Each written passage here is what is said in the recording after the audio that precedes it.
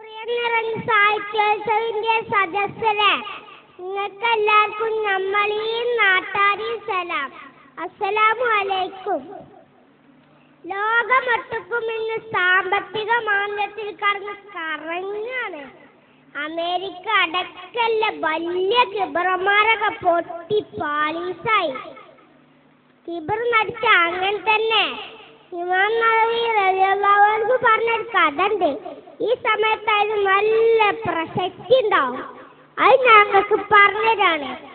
എന്താന്ന് വെച്ചാല് ഒരു വലിയ മുതലാളിൻ്റെ ഈ ലോകത്ത് വെച്ച് കിട്ടുന്നതിലൊക്കെ മുന്തിയത് മൂപ്പരത്തിൻ്റെന് ഒരു പടുകൂറ്റ മണിമാളിക, അതിനൊക്കെ പൂന്തോപ്പ്, എന്തിനധികം പറയണം, ആരും മോഹിക്കുന്ന ഒരു കെട്ടിയോളും.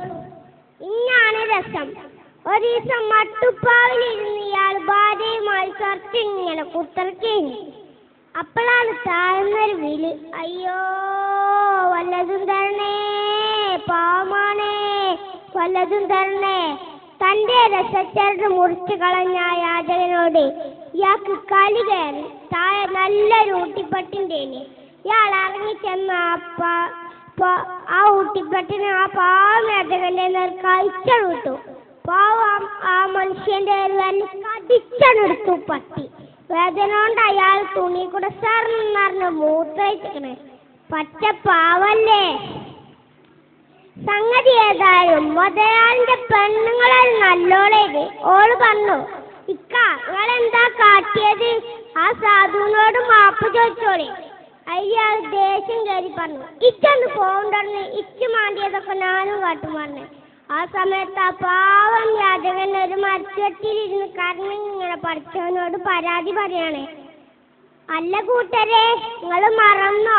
ആക്രമിക്കപ്പെട്ടവന്റെ പ്രാർത്ഥന പടച്ചോ കടുപ്പം കേൾക്കുമെന്ന് ഞങ്ങളോട് കഴിഞ്ഞെല്ലാം പറഞ്ഞത്.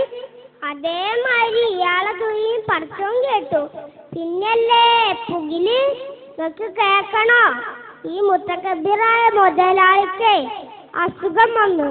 ചില്ലറ അസുഖമൊന്നല്ല, എല്ലാരും വെറുക്കണ അസുഖം. ഏതായാലും കുറെ ചികിത്സിച്ചു നോക്കി, കോയി ഫായിദ നഹി ഹെ.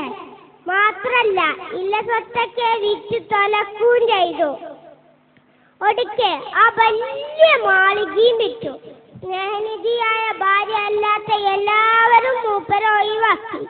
ആ പെണ്ണ് ഇപ്പത്തെ ചെറ്റക്കുടിലിൽ അയാളെ പരിപാലിച്ചു. പക്ഷെ ഓളെ കുടിക്കാർ വന്ന് ഓളെ ബലമായി കൊണ്ടുപോയി. കുറച്ചു കാലങ്ങൾക്ക് ശേഷം ഓളെ വേറെ കെട്ടിക്കുകയും ചെയ്തു. മാപ്പിളന്റെ ഓർക്ക് ചെന്നപ്പോഴല്ലേ സംഗതി അറിയണു. മൂപ്പരത് വിരല് മുന്നിക്കണ്.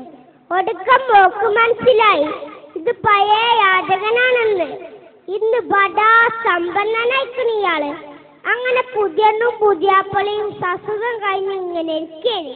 അതിനിടക്ക് ഒരു ദിവസം പേരന്റെ മുറ്റത്തുനിന്നുണ്ടൊരു വിളി, അയ്യോ വല്ലതും തരണേ, പാവമാണേ, ഇപ്പൊ ചാകുവേ.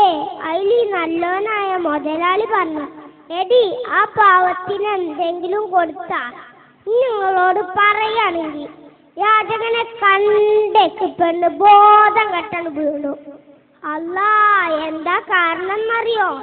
അതോളെ പഴയ ഭർത്താവേനി. എങ്ങനെയുണ്ട് ചങ്ങായിമാരെ? അതുകൊണ്ട് ആരും കിബർ കാട്ടണ്ട, പാവങ്ങളെ കണ്ടില്ലെന്ന് നടിക്കണ്ട. മേലെ ഒരുത്തനുണ്ട്, മറക്കരുതട്ടോ. ഇതാണ് ബുഷിനോടും ടോണി ബ്ലെയറിനോടും എല്ലാ ലോക തെമ്മാടികളോടും പറയാനുള്ളത്. നിങ്ങളെ സാമ്രാജ്യമൊക്കെ 8 നിലയിൽ പൊട്ടിയതിന്റെ മെയിൻ കേസ് ഇതാണ്. ഞാൻ നിർത്താന്. അസ്സലാമു അലൈക്കും.